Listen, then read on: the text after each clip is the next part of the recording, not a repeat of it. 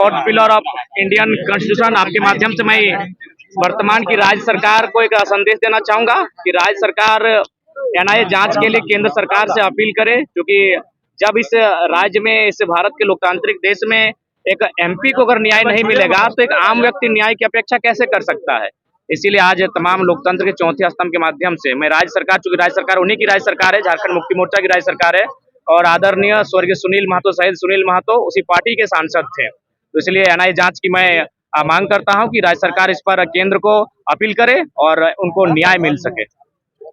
2024 चुनाव में क्या तैयारी है आपके? लोकसभा का लड़ रही है। देखिए, सबसे पहली बात कि निश्चय ही हम लोग लोकसभा हमारा उद्देश्य नहीं था, हमारा उद्देश्य पहले था विधानसभा। लेकिन जब हम लोग 2 साल पूरे झारखंड का भ्रमण किए हैं तो हमने देखा कि हमारी खनिज संपदा जो लूट रही है, जिसमें कंपनीज का काफी रोल है, और कंपनी के लिए कंपनी एक्ट पर आपको चर्चा करनी होगी, कंपनी एक्ट में चर्चा करनी होगी, आपको माइंस एक्ट पर चर्चा करनी होगी, और वो सदन का विषय होता है। इसलिए हम लोगों ने निर्णय लिया कि हमें अपने साथियों को, अपने ऐसे साथियों को जो निर्मल दा के तर्ज पर, जो सुनील दा के तर्ज पर निडर होकर अपनी बातों को रख सके, उनका लोकसभा राज्यसभा में होना अति आवश्यक है। इसलिए हम लोग लोकसभा के आम चुनाव में भाग लेने जा रहे हैं। देखिए, ऐसा जरूरी नहीं है कि अगर आप लोग एक समुदाय से, तो जरूरी है कि आपकी राजनीतिक विचारधारा भिन्न हो सकती है, राजनीति की विचारधारा भिन्न भिन्न होती है। और आज वो वर्तमान में जिस पार्टी के समर्थन में है वो तो केंद्र की पार्टी है, वो कभी ना कहीं झारखंड की जो जल जमीन जंगल की विचारधारा है उससे बिल्कुल विपरीत है। तो समुदाय का होना का मतलब ये नहीं कि राजनीतिक में भी आपकी विचारधारा स्वयं मायने रखेगी। कितने सीटों पर आप चुनाव लड़ेंगे? लगभग 5 से 6 सीटों पर हम लोग लोकसभा का चुनाव लड़ेंगे। किसी पार्टी से तालमेल भी करेंगे? नहीं, किसी पार्टी से अगर तालमेल करेंगे तो हम में और उनमें फिर अंतर क्या रह जाएगा। आज 23 सालों से जिनको भी राज्यवासियों ने मौका दिया, उन्होंने केवल छलने और ठगने का कार्य किया।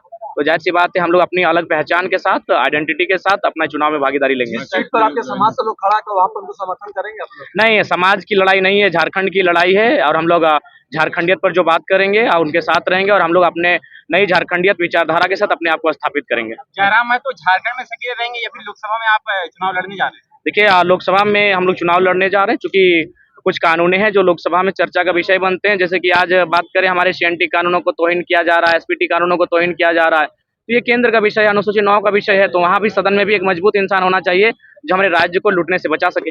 अच्छा, ईडी राजनीतिकरण नहीं है क्या कि जिस तरह से सुनील महतो की याद आपको शहादत दिवस पर आती है, इससे पहले नहीं, आप गलत बात है, आपको गलत जानकारी है। मेरी आयु, मेरी उम्र का पहले आप ख्याल रखिए।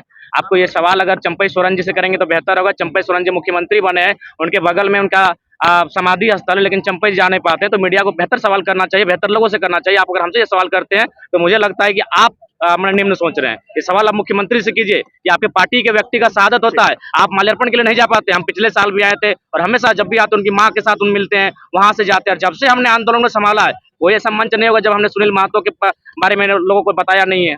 लेकिन कई ऐसे लोग हैं, कई ऐसे नेता हैं जो याद इनको नहीं करते।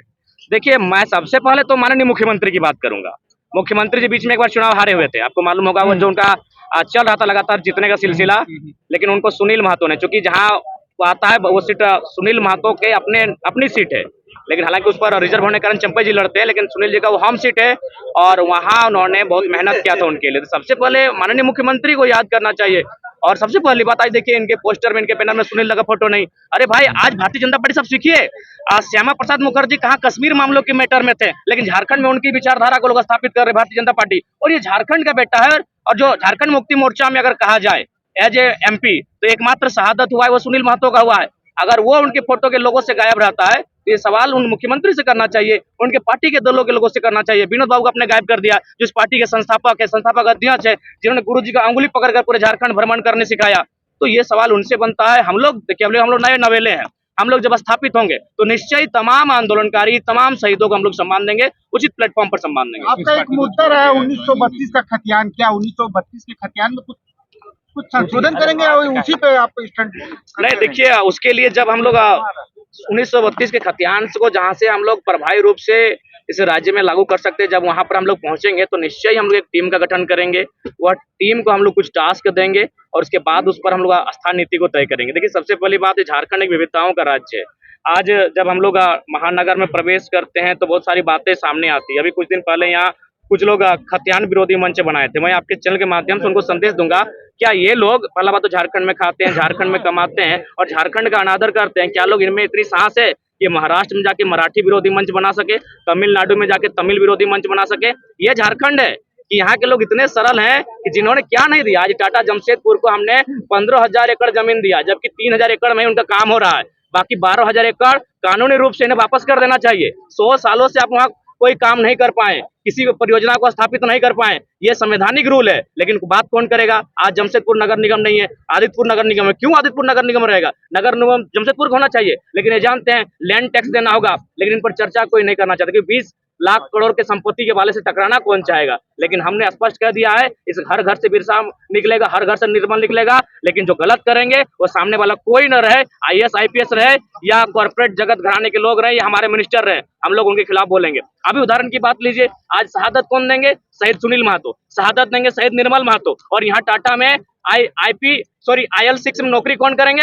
रघुदास दास, जो आज माननीय राज्यपाल हैं, उनके पुत्र ललित दास यहाँ जॉब करेंगे। बताइए, शहादत गर्दन किनकी काटे जाएगी और नौकरियां कौन करेंगे? आज यहाँ SSP की पत्नी काम करती है, क्योंकि वो स्त्री, हम नाम नहीं बताना चाहेंगे, लेकिन हमने स्पष्ट कहा है जो गलत है हम चुप नहीं रहेंगे। SSP की पत्नी यहाँ काम करती है, असिस्टेंट जनरल मैनेजर है। क्या है उनकी योग्यता? बताइए। आप में मीडिया बंधुओं के माध्यम से एक सवाल कीजिएगा, मैनेजमेंट सवाल कीजिएगा कि SSP की पत्नी है किस आधार पे काम करती है। हमको एप्लीकेशन नंबर दिखाइए, हमको रिक्रूटमेंट नंबर दिखाइए और इनकी योग्यता दिखाइए। जनरल मैनेजर के असिस्टेंट जनरल मैनेजर के पद पे कार्य करती है। IL6 में और CSR फंड को रघुवर दास के बेटे, जो माननीय राज्यपाल, उनके बेटे ललित दास किस हिसाब से देखते हैं, हमको देखना चाहेंगे।